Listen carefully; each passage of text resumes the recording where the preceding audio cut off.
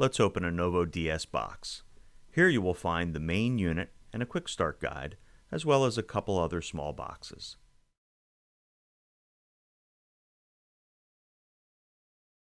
In the smaller one you will find the power adapter, while the other contains an HDMI cable, a micro USB power cable, and a wall mount bracket.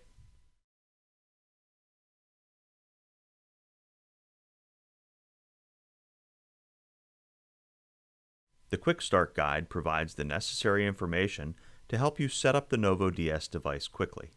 You might want to take a look at this first. The wall mount bracket has an adhesive strip so it can be easily attached to the back of a display, providing a simple mount for the NovoDS. All the connections are on the back of the device.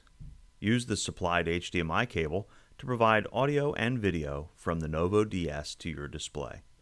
Ethernet is provided as an option to the built-in Wi-Fi so that the NovoDS can be hardwired to the network for the fastest, most reliable, and robust connection.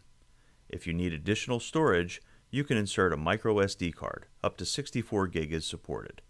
The microSD card can also be used to load a playlist when no network connection is available. A Kensington lock can be used to secure the device against theft.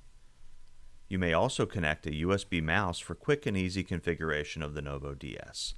This USB connection can also be used in conjunction with a touch-enabled display for interactive signage. Lastly, connect the micro USB power cable. You can plug it into the supplied AC/DC adapter, or if your display can supply USB power with 5 volts at 1.5 amps, you can power the NovoDS from that USB port as a convenient option. Once everything is set up properly, you should be able to see the NovoDS home screen on the connected display. You will have the option to click Play Demo.